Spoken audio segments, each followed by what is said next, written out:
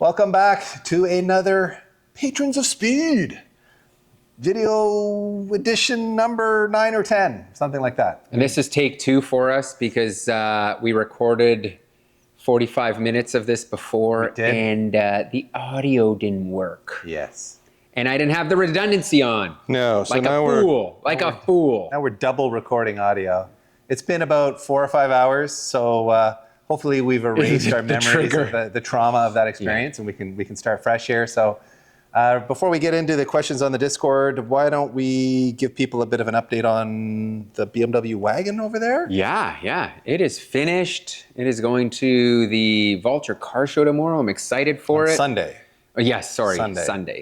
The last video is publishing tomorrow. Last video is tomorrow. So, Sunday it'll be at the Vulture Car Show in Yorkville, yeah. Toronto. Yeah. Those of you who care. Yeah. If you're local, come by. It'll be full of like super baller Euro builds, basically. I think it's just a bunch of like old rich guys with their cool vintage cars. Okay. I think. I've looked at their Instagram and it's like a lot of Benzes. Yeah. It's BMWs, like old Euro stuff. Lots of cool old Euro stuff. You think it's old guys? I guess if the they Porsche guys are all old, Yeah. Anyway, it's part of the eBay deal. Yeah. So we are contractually obligated to be there. Yeah. And it'll be a fun way I'm to show excited. that I've car actually off. wanted to go to that show for a very long time. Yeah. And I think this is going to be a very different sort of car. Mm-hmm. Technically speaking, it doesn't necessarily fall in as a classic, but I think it's right on that cusp. It's neo-classic. Right there. Yeah. So, but it definitely won't be the coolest car there, but it'll be the shiniest wagon there. Look, man, it might be the coolest wagon there. It might be the coolest wagon. Yeah. I think it turned out great. It actually looks really cool. Yeah. The car has a lot of presence. It's a fantastic automobile. As long as it will hold together and drive. I plan to drive it for a bit. Yeah. And that manual conversion works remarkably well. Like you were saying, the clutch engagement on it's super OE feeling. Look, here's the thing. If you're ever building a car, a BMW that had, or not even, because I think the VQ stuff also had dual masses, some of the Infiniti Nissan stuff. Do not get rid of dual mass flywheels. They are there for a very specific reason. They were designed, unless you're building, a track car, then yes, but otherwise do not. I've learned the hard way on a few vehicles, deleting the dual mass. One of them being my E39 M5 touring conversion, so the wagon swap. I put a single mass flywheel on there. Did not like it. It made a bunch of noise. So I would always now recommend the dual mass. Yeah, I agree with you with one exception. The Beams 3SGE is a dual mass flywheel. Okay. And going to a light flywheel on that car makes it feel super snappy. The 4 cylinders and you I might get away. Feel like the NVH really changed. Yeah. So I'm really happy with that upgrade on that particular motor. Got it, yeah. But I think in general, you're right.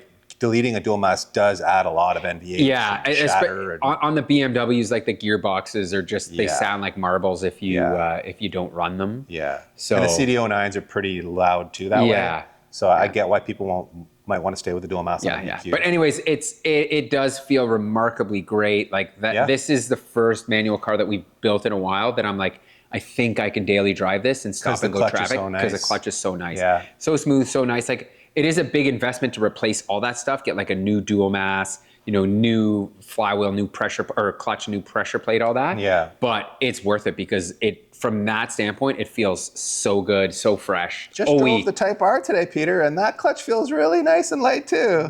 That is for a pretty racy motor. It has basically a stock. Yeah, Exedi, I think. Yeah. Like a OE replacement. It is an OE replacement, yeah. And it feels OE. Yeah. It feels it's organic nice. face. So, you just have to go back to the 90s Hondas if you really want perfection, everybody. And if you're like Peter and you want BMWs, then I think that E91 actually is pretty cool. Yeah. It is pretty cool. It's certainly a cool car.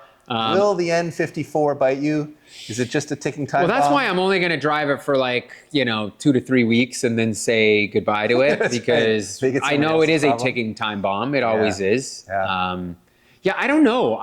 Part of me really wants to keep it because it's so, the investment in the car was so little. Yeah, it's true. But it's the same struggle we have with every vehicle. It's okay, now I've got a 5 Series wagon sitting around. I've got a 3 Series wagon. Yeah, how many wagons? I want to build an E91 wagon. Too many wagons, too many wagons. That is a good segue into what is coming up. So from here, we are building a GT86 for my first car build with series? Continental. I think we already explained we wanted to build a Talon, but we're not doing that because it doesn't make sense. So we're building what we think is the best. My first car in 2025. Yeah, which is a GT86, which you're gonna love the series because I think we scored a full pile. Oh yeah, it was super cheap. Yeah. So it's got a great story behind it. I think the transformation is going to be great on it. So I'm pumped for that. Yeah. After that, Honda Fit. Yes. We're going to build that. Yeah, which I'm pretty pumped on because I just like a small, cheap hatchback. Yeah. There's something about ripping around in a gutless, cheap hatchback that's really fun. That's right. That will be a basic build initially, but might evolve into a K-swap. Yeah, we're going to K-swap everything. The GT86, we want to do a K-swap. Maybe an 8 HP behind that K in the 86. Yes. There's lots of ideas there to make it like the world's greatest track car. Yep. Because we need one of those because we go to the track twice a year now. So, maybe we'd go more if we had the right car. We might. Right. That car with an 8 HP in it and a turbo K. Yes. Would make me want to go to the track. Would make the ultimate, yeah. It would be so good. Obviously, there'd be some challenges with like the cooling side of it if it's a turbo car. Yeah. We'd have to do some work on like, ducting and venting and all that kind of stuff. But I think that effort would be worth it while after having driven that NB with a turbo K and an 8 HP in it, which blew my mind. We have a video coming on that, guys. I don't know when we'll publish it in the next few months, kind of as a filler episode. Yeah. But it was so good, admittedly built by an engineer at Ford, but it was so good. I was like, how do we replicate this magic in an 8.6 chassis, which to me is just a better chassis for this kind of a build. Now, K-Powered has a turbo kit coming out for their A86 kits. Jesus, an Arctic manifold, and I think probably like a Garrett G30, I think they use on their kit. So you're saying it's all turnkey? It could be remarkably, the 8 HP part, maybe not quite so turnkey. Yes, yeah. But from what that guy told us with the NB, it doesn't sound that difficult.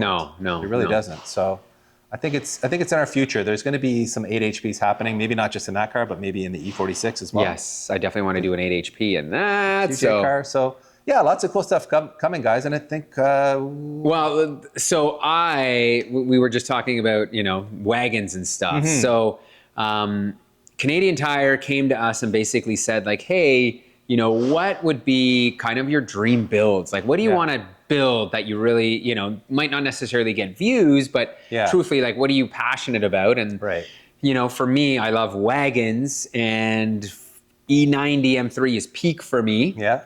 So I was like, well, it's pretty peak. Why don't we build one of those? I want to build one of those. Yeah. So, it's very, very simple. It's just going to require an entire drivetrain swap, a front end swap, actual proper bodywork to make the rear fender harness. Flares.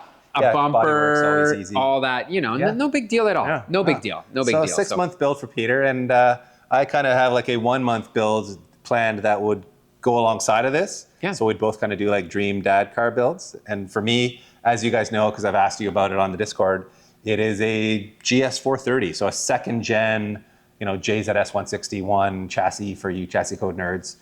For me, that's peak GS. That second gen car with like the 4 headlights and the body style and all that. Perfect size.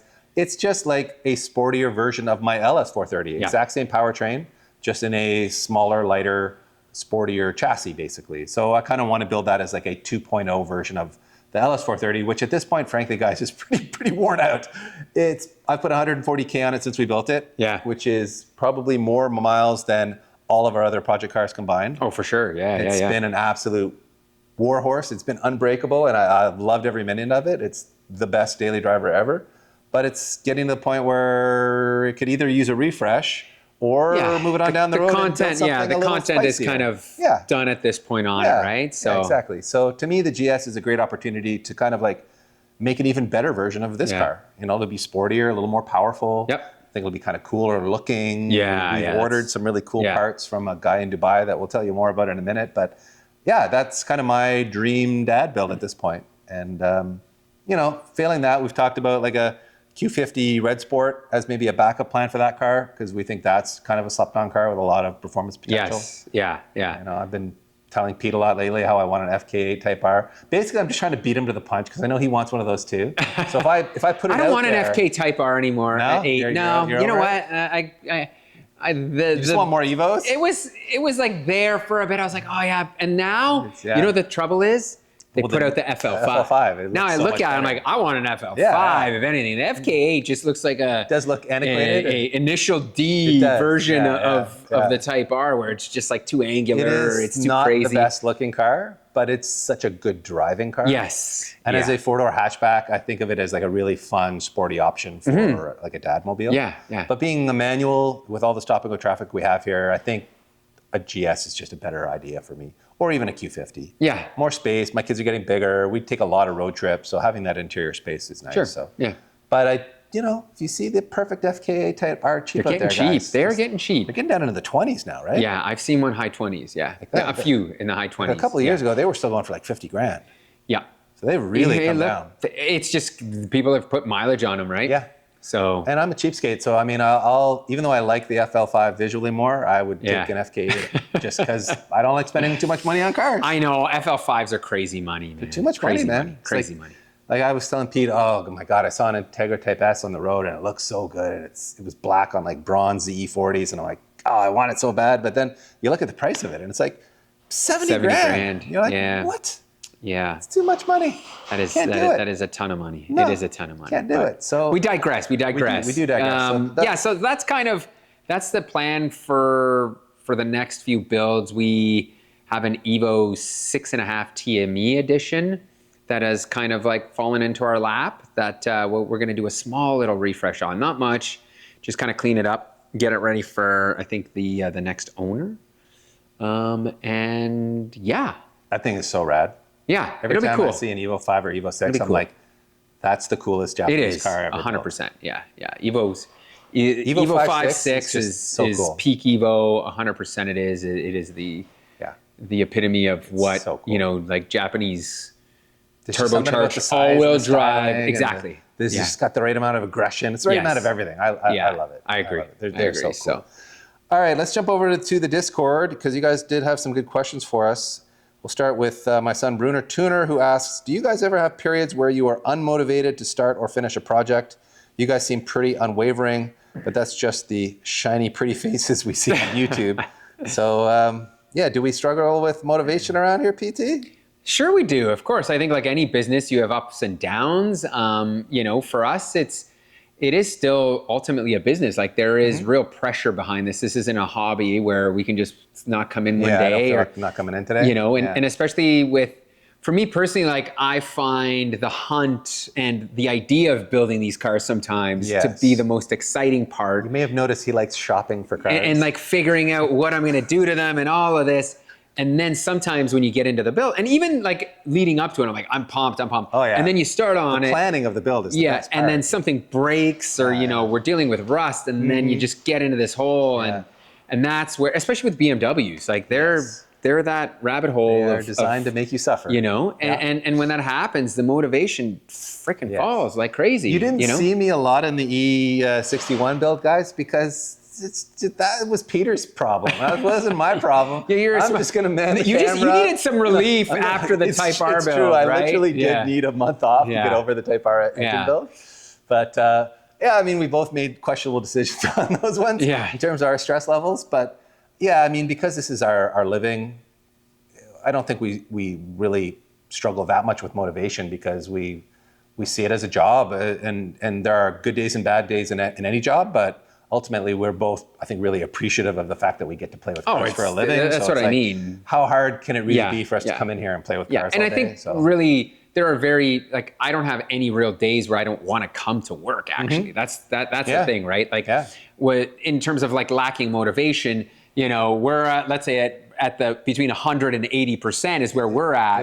There's a lot of people that dread going to work that are in the 20s or zeros, right? For sure. We're super fortunate in that sense. But like, I think lately, me personally, going through a divorce has really changed. Like my mind is sometimes elsewhere. Yeah. It's not necessarily super high. Like I've always been very hyper focused on these projects and really trying to get the most done and all of this. And that's kind of wavered for sure. Yeah. So, which isn't good for business because it's been a lull. So elsewhere, he's sort of been the guy with the focus. And so with us both being a little unfocused, we've had moments where we're like, did we order that part or what do we do? So there's been a few of those lately, but you know, the ship is still going forward. That's right. The builds are still happening. Yeah, we're still excited. We've skipped the odd Saturday here and there because we've had to, but we plan to do as little of that as possible. That's right. That's right. So we hope that helps, Bruner Tuner. I know you sometimes struggle with motivation for your own YouTube channel, but you know, we know that's your side hustle and it's sort of a hobby for you. And I think from my perspective, as long as you enjoy the process of making the videos and editing the videos, like that creative process, then just do it at your own pace and at your own, you know, in your own style and have fun with it. And who cares how frequent it is and who cares how many views it gets? It's really more about you fulfilling that interest and that passion than it is, you know, anything else. Yeah, yeah. And I think everybody deep down inside has this thing. If you're on YouTube, you kind of want to be successful. Sure. So it makes sense that, you know, you can put pressure on yourself in that sense. But I think it's a lot different now than it was before, where before there was this need to constantly post. Now YouTube is more like, you know, quality content. If you can create one video that does exceptionally well and then take another month to make another video, but it's really good, then, you know, you can see a bit of, you know, popularity with that kind of stuff. Yeah. So. And I think it also depends on how you define success. Like your definition of success doesn't have to be rated in views or likes or any of that. Right, it can be like, was this something I enjoyed doing? And if it was, then that's successful. So I think it's just a matter of how you frame it. And, you know, as long as you're having fun with it, then I would say keep doing it. And if it stops being fun, then why are you doing it? And, you know, we are lucky that we get to do something that is fun for us every day. But if it got to the point where it stopped being fun for us, I'm sure we'd both start asking ourselves questions like, why are we doing this? Yeah. Because there's other ways to make livings that might be lower stress and, you know, yeah, my goodness, especially with YouTube, right? Like YouTube it's a tough market to make money. I think we're so thankful that we have the right partners. Yeah. And we've had the partners from the beginning, because without that stuff, you know, our channel does not see huge views. And that's kind of the reality of medium-sized channels. Like, you have to find revenue elsewhere because YouTube is just not at this point paying bills at a rate, especially in automotive. I think I've mentioned this 100 times, but it's so difficult. Everything's so expensive that it makes it really, really hard to take a go at this. And I think that's the real reality of YouTube, automotive YouTube, where it's like you want to play in it, but it also comes at a great cost, right? So you got to be ready to get there. And if not, that's no big deal. Like Dave said, just enjoy the process and don't sweat the numbers. Just be thankful you're my son and live your best life. So moving on to David M's question about eBay. He's asking, given your sponsorship with eBay, how do you find the quality of the service? I've always felt it was sketchy and have never been happy with purchases, either excessive fees or straight up missing or incomplete orders. So he's had some negative experiences. And I actually responded on the Discord to him saying, hey, that's interesting, because I've personally used eBay a lot and I've never had a problem. Yeah. And then a bunch of the other guys were like, yeah, eBay's been good for me. So I wonder if David's experience is, you know, less normal than ours. If he's just happened to find the one or two vendors that are like, eBay at this point, I feel is kind of ironed out all the kinks. Yeah. They don't have the shady vendors much anymore because they get booted very quickly. Yeah. I don't think I've ever had, like in the past 5 years, any issues. We've bought a lot of stuff on eBay. We've bought a ton of stuff. A ton of like, you know, headlights, lip kits, all the eBay type stuff. Everything arrives, you know, let's say fitment or quality is yeah. If you buy a $60 lip, you know it might not fit perfect. Although sometimes the $60 lips fit perfect. So, but from a perspective of like shipping, payment, fees, all that stuff, like it's always been rock solid. It's always been rock solid. And I find like the huge advantage of eBay is when you're purchasing something, you know that item is, you know, in stock per se, the person has it, you're going to get that specific item. Where, you know, if you're on a website buying a clutch or headlights, from Parts Avatar or whatever. You don't know whether that's being drop shipped and it's going to take 3 months or, you know, 2 weeks or whatever. Where eBay, like everything is, I think that's the huge advantage of it. You know that is ready to go. It's going to get packaged up in the next day or two and shipped out. And that's what we find, like with everything we order. It's quick, it's fast. And I've bought a lot of like used car parts on eBay too. Everything from like the ITBs for my Celica to like that evap canister for the Tundra, which came out of a wrecking yard in Florida. And the photos they post are the actual part. Yes. And, you know, even ordering like those ITBs from Thailand or Malaysia or wherever it was, which felt kind of sketchy because it's the other side of the world. So it's like, what guarantees do I have? But because it was an eBay vendor with a very high rating and a good reputation, I felt comfortable making the purchase, and it worked out fine. Yeah. So, I feel like eBay does a pretty good job of vetting their sellers through their rating systems. So overall, I feel like it's a very safe place to make a purchase. And at this point, like, there's no fly-by-night guys really on there. Like, if you're an eBay vendor, you're on there to make money. Yeah. So you're not burning people and trying to sell janky parts, at least in my opinion. Like, there's a lot of people. World, there's a lot of people out there that are selling on eBay. Yeah, and to that point, if, like, for example, I'd love to sell on eBay, but like the commitment to set everything up is just so great because there are these practices in place per se, where like Facebook Marketplace, I can just go in there, post something, not even put a description in and just be lazy about it. So that's where I think you're going to get scammed or you're going to run into issues versus, or maybe Facebook groups where there's a lot of scamming going on now. But like eBay, to me, it's kind of like Amazon at this point. Yeah. And like I mentioned on the Discord, I made some purchases recently for that GS430 build from a vendor in Dubai, just off of Instagram. His Instagram title is 2GS Aristo Worldwide. And he posts parts for sale. He basically parts out second-gen GSs or Aristos. And he has a ton of cool stuff in stock, really rare JDM stuff that he gets in. But it's like, you literally DM him on Instagram and say, hey, that picture you posted of that gauge cluster, how much you want for that? He tells you, and then you have to pay him using an app called Wise, which I had never used before, but I did a little research on it. Totally legit app. I actually think it's the best money transferring app in the business right now. But just to set my mind at ease, because I had no prior experience with this guy, I actually noticed he posted photos of customers that he'd sold to. He was like reposting their Instagram posts. So I clicked on that, went to the person who posted it, and I DM'd them and I said, hey, I'm thinking about buying parts from this guy.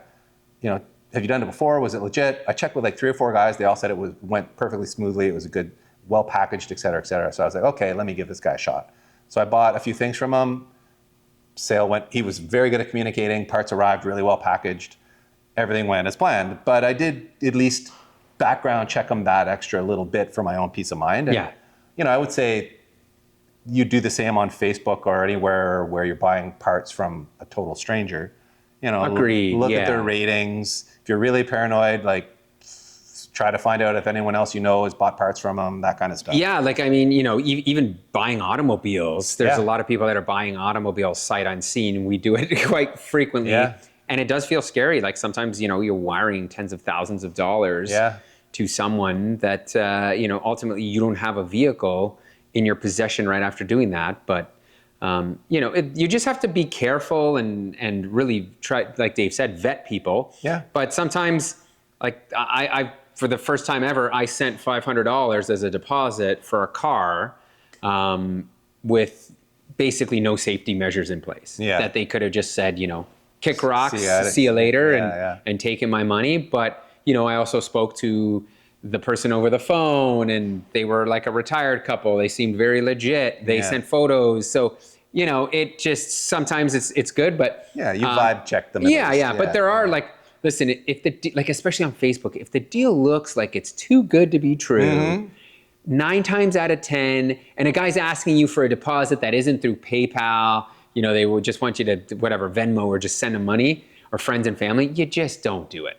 Because those are the scams, right? Like, you're not, these days, getting deals on Facebook is just impossible, because as soon as a guy posts something for too cheap, you get 50 guys that are messaging you, and then it always turns into a bit of a bidding war, because one guy's gonna be like, yeah, I still want it, I'll pay more, and then it just goes up and up. So like, it doesn't exist anymore, in my opinion, especially on the Facebook groups. Like, if a deal pops up, usually it's kind of like gets righted very quickly from a price standpoint.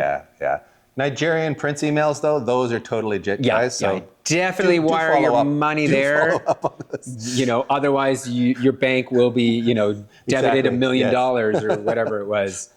So Sullied Graves asks, I feel like this was answered somewhere before, but do the sponsors do any verification of value they're getting from sponsorship? Like, if Canadian Tire is sponsoring an in-depth build, do they track that they're getting anything in return?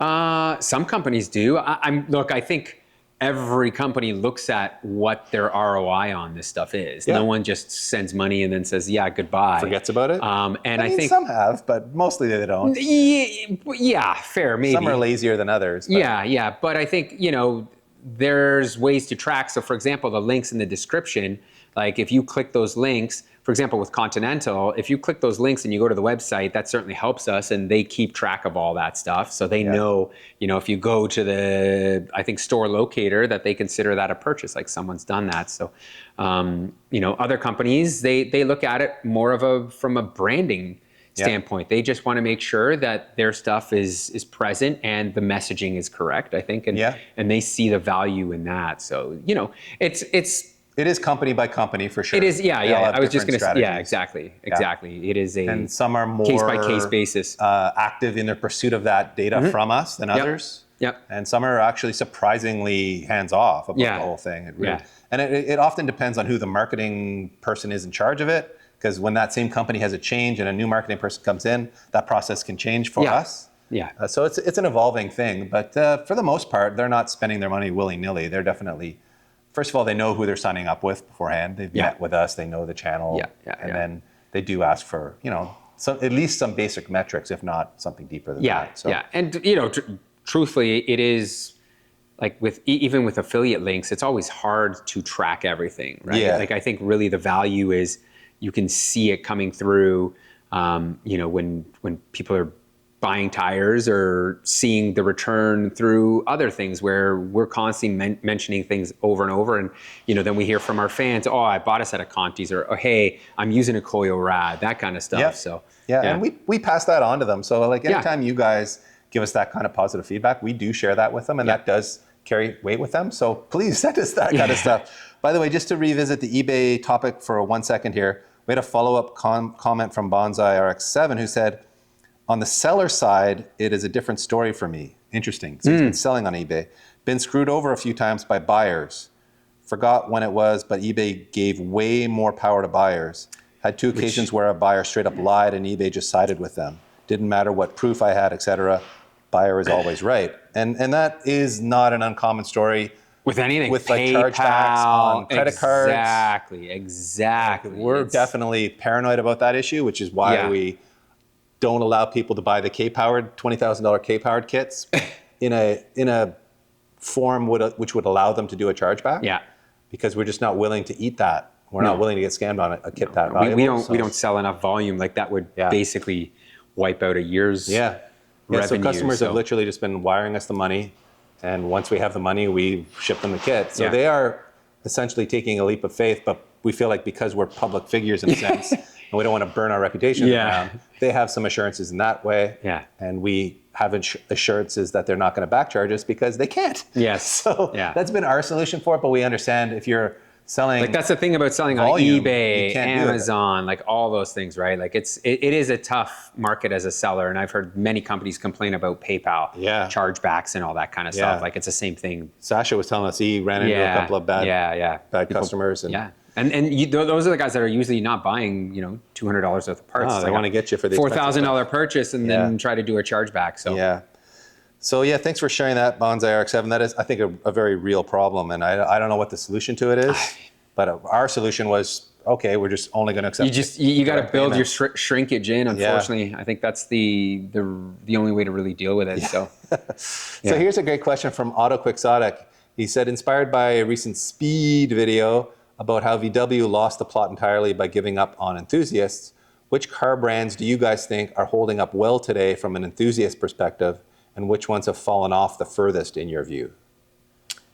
That is interesting. There's a couple obvious answers there to me, but For me, Honda has just fallen to the wayside tremendously, in my opinion. The golden era is over, Peter. It's true. It is. It's true. It is. It's and they're just not building, exciting cars to me anymore. Like, yes, they've got the Type R, like a couple Halo cars. Yeah. But like their entire range of cars is just, like a Civic back in the day was like a fun little car, even whether it was a Civic. DX, you know, or it was That's an true. SI. That's true. Where, you know, Integra, LS to Type R, like they still kind of were very, very similar. Yes, and they somehow had a soul where like the new Honda Yeah. stuff is very soulless. Yes, it feels very appliance-like. Yeah. It's weird, like Toyota and Honda kind of like swapped souls. Yeah. Toyota in like the 90s and early 2000s, at least North American Toyotas, were pretty soulless appliances. You like look at the Camrys, like right? beige Camrys everywhere. And then Honda was building all these great soulful fun cars, and now it's completely switched. Yes. Where Toyota is the company building like the really cool stuff, their GR lineup of cars, and like, you know, even like an IS 500. It's like, what a rad car that is. I know. V8 sports sedan. that probably nobody buys. Like, I would love to buy one, but Me again, too. it's like they're probably 100 grand. 80, 90 grand, or whatever. It's too much money for me, but it's pretty wild to see how those two companies have swapped places in that sense. Yeah. And you know, what else is out there? Subaru, Mitsubishi, you know, like Nissan, those are all those are all like amazing car like just look at the products they were producing in the 90s, you know, maybe into the 2000s and where they are now. Like it's just pretty dark, isn't it? It's tough, man. Mazda's clinging to the wreckage pretty well though. Like they still make the Miata. Yeah. There's always rumors and talk about like an RX-7 or RX-8 predecessor coming, but like even their pedestrian cars are still fun to drive. Yes. Yeah, so even though they've gotten bigger and heavier, they are still fun to drive. They still have a good amount of manual offerings. Yeah, and the way they make the steering feel on their cars still feels sporty. So like to me, Mazda is still holding the line there pretty strongly. And on the German side, obviously Porsche is still building incredible sports cars. Yes. I don't think you can argue that like a GT3 or any of the GT cars have fallen off in any way. Like, if anything, faster and better than ever, really. Exactly. They've gotten big and heavy. Yeah. But they deliver incredible performance. Yeah. And, you know, whether or not they're as soulful as earlier stuff, you could argue against that. But it's just a different time, right? Like I look at BMW and a lot of people will say, you know, the BMW M brand has lost itself. And to a certain extent, I think they're right that, you know, now there's M badges on everything. Yeah. But the flip side is like, you're now dealing with modern vehicles, big, heavy, bulky cars. And, you know, those just don't speak to me. So for me, the old M cars are true vehicles, you know, bespoke engines, hand-built V8s, you know, V10s. Yeah. Like now everything is kind of just a turbo spruced up version of a, you know, twin turbo V8 or a 4-cylinder or a 6-cylinder, right? So, and I just find like with the biggest trouble is like everything's just fat and heavy. Big and heavy, yeah. You know, like the days of M cars being this ethos of like light, you know, like a CSL version. When they put out CSL versions now, you kind of just like laugh and go, man, it's only 4,800 pounds. Yeah. Versus the 5,000. Like, they've shaved 200 pounds, and it's still this like beast. Like the new M5 Touring is to me just such an abomination of a vehicle. Like it is. It's like a Suburban. It's so big. And it's wild. You know what? Like it's cool because it's this M5 Touring and it's got 700 horsepower. It's so fast, but like. Everything else about it just the belt line on it is like up here. It sucks. Like I hate the styling. It's just so big and bulky. It's like nothing for me. No. It's probably it should have been a 7 Series or an 8 Series it feels at that point. Like it feels almost like an SUV to me. It's so massive. It's just. I actually pulled up today in my Type R next to an Audi RS6. Okay. And it felt like I was next to an SUV at the stoplight. It was so tall and so massive. Yeah. And yet that's a relatively like low slung, of course, you know, station wagon. But next to the Type R, it felt fucking massive. It was wild. So I'm like, things have changed a bit in 25 you know, years. It's even too with the Porsches. Like if you go look at a 964 out on the road, like I saw one the other day, tiny. They look like a VW Bug. Yeah, like no kidding. They're just so small. They're so narrow, like regular versions of them, and it's crazy how, you know, where we've gotten, and it's kind of ironic to a certain way because in the 70s, the American cars were these huge boats. It's true. You know, like think of the station wagons and all those. The big wagons. The Buicks. My grandfather had a Parisienne wagon. Yeah.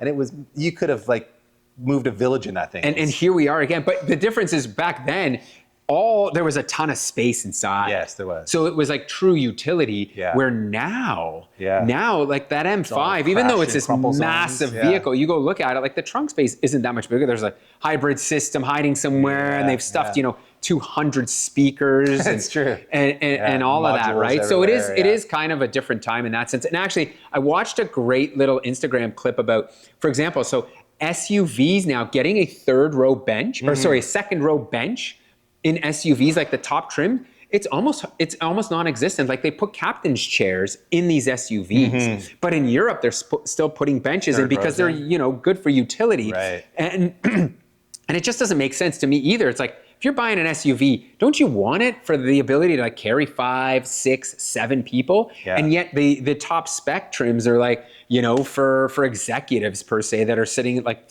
in the back with 4 people total. Like it just, I don't know. Just thinking about like enthusiast cars in 2025, like what for under $100,000 can you buy today that you would consider an enthusiast car? I know, man. Like there's the Toyota GR86. Yeah. There's the GR Corolla. Yeah.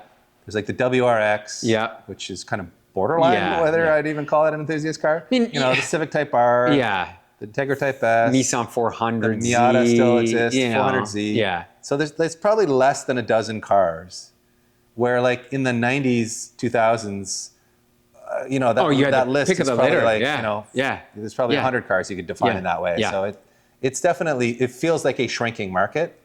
And, obviously the transition to EVs is going to shrink that even more. Because I don't really feel like... I don't know, man. Like, is there an enthusiast EV vehicle yet? Like, would you call a Plaid an enthusiast car? No. It's insanely fast. No. But is it fun to drive? No. Or like even like, I think Hyundai has been the only one that's done it with an Ioniq, and whatever, a bunch of those vehicles. But it still doesn't really bring, it's just a combustion engine. Yeah. The noise, the vibration, the ability to like shift gears. Yeah. Don't get me wrong, like I'm driving a Model 3 right now, and it is a phenomenal vehicle for everyday use and stop and go traffic and everything. Even going fast, because it's so quiet, like, you can just speed and you're not making noise, so you're flying really under the radar. So there, it has advantages. Absolutely, but it is the definition of an appliance, in my opinion, like, inside and out. Yeah, that's really my gripe with EVs so far is like, I don't think there's been an enthusiast EV that I've tried because none of them feel that fun to drive. Yeah. Yes, they're incredibly fast. The acceleration is, undebatable. Yeah. But like, what does it feel to drive? And to me, they all feel numb. They don't really feel like they have. The steering's not great, that way. So very isolated, very quiet. There's no fizz out of them for me. Yeah. So maybe we'll see that change. I've never tried like a retro EV conversion, like an electric 911 or an electric, whatever sports car. Maybe that would, although we have tried Sasha's Lotus. Yes. And I must admit that was a lot of fun, but that was also like so early in the EV days. Ago, Like it's kind of hard to know how that stands up today. Yeah. Anyway, guys, let us know on the Discord. Have you driven an EV that you felt like was an enthusiast car or not? I'd be curious. You excited about the future of automobiles? Yeah. Are we doomed to like there being no enthusiast cars in another 10 years? Bring back 3,300-pound automobiles, and that to me even sounds heavy when I even say it, right? But sub 3,000 would be amazing, man. Yeah. How do we get there? I don't know. Anyway, let us know your thoughts on that, and thanks for the question. Let's move on to Kurt Wobbles, who had this to say: I noticed you guys launched a line of coilovers with NX suspension recently. What other partnerships do you have in the pipeline, and what are the plans for the hard parts business? Oof, we don't really have plans, Kurt. I wish we did, but we're no Wendlabs around here, Kurt. No, we don't know what we're doing. Yeah, and really for us, it's kind of a side hustle. We'd love for it to grow into a business where we could sell a ton of parts, but then we'd have to like scale up, and that's to hire a guy. Yeah, that's kind of the nerve-wracking thing. That's why we're trying to really stick to larger items that have good profit margin. That it's worth our time to sell a set of coilovers, or worth our time to sell a K-Power kit, or those types of products. Like I did talk to Magnuson about trying to bring superchargers into Canada because there's not really a lot of people selling them locally here. Yeah. And really like those types of parts are good, but selling, I don't know, clutches or brake pads. It just, it's just the not time worth and it. effort to package and ship something that Yeah. you're only going to make $20 on. Yeah. Doesn't make sense for us because it's literally me packaging and shipping them. Yeah, and really the difference between like merch, for example, like, how many people are you going to have complain about, t-shirts fitting versus like brake pads or clutches or any, like, there's a huge customer service aspect that I think very few people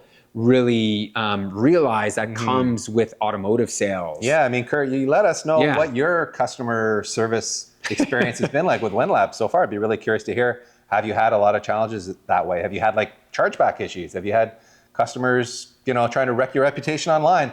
All of these things concern us. Hook wires up and they fry it and then say, Kurt, you sent me a bad unit. Your product is garbage, sir. Yeah. So, but if the underlying subtext of your question, Kurt, is that you want Canadian distributorship at the Speed Academy warehouse.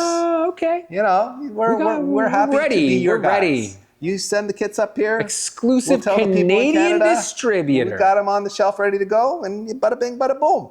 I scratch your back, you scratch mine. Everybody's happy. Now just sell your Model 3, get yourself into the GTR, and the world will be better. The world will be better, Kurt, we promise. So, and as far as the T-shirts and stuff go, we do have new merch here, guys. Pete's just kind of getting settled into his new house. He's going to set up a little space there for it. So we'll post about that. We'll let you know here, obviously, so that you guys get first crack at it. Some really cool new designs that I think I've already shared on the Discord.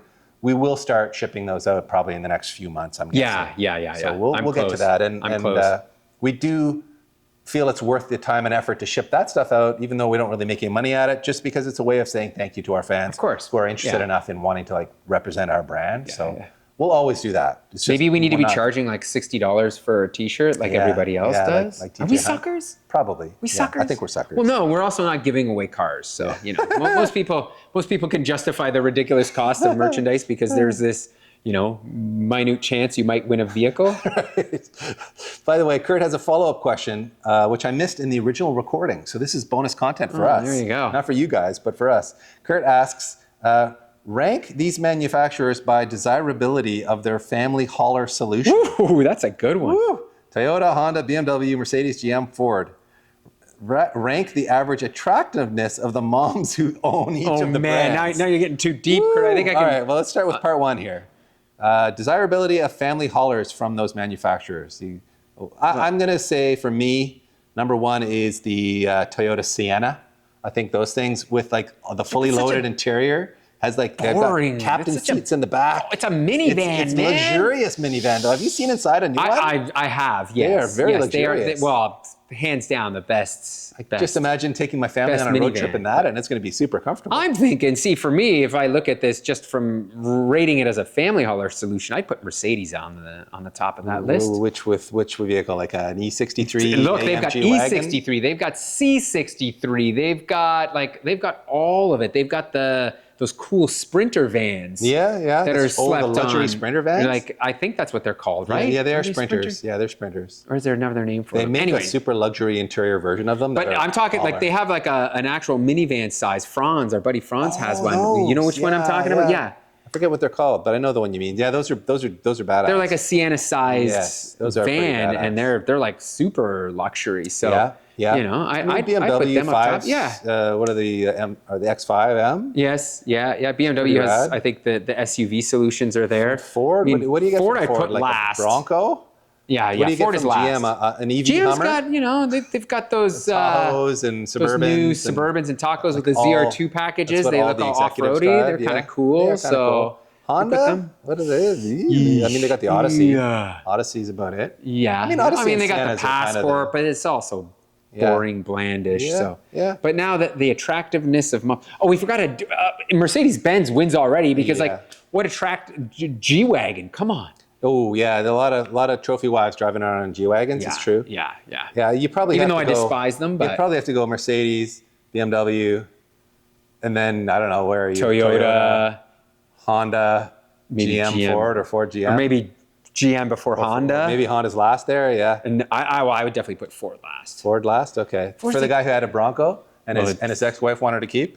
That's exactly the Bronco. He's bitter about the Bronco. No, you know what? The Bronco was like the coolest off-road looking thing. It was cool looking. See, for someone that I think comes from the automotive space that appreciates a proper driving vehicle, those things were just for the money. Like if that was a $30,000 vehicle, I'd be like, oh, okay. But it's basically just like a tin can. It's a Jeep. Which it's like a Wrangler. But the 10-speed transmission sucked. I hated it. You know, the motor was okay. Like cool it was design, quick, but yeah, it doesn't. Oh, it was the coolest looking price. thing. Like every time I got into it, I was like, oh, this thing's so awesome. Yeah, I look so cool. And then you start driving in and making noise and wind noise, and I was just like, no, I'm. Yeah.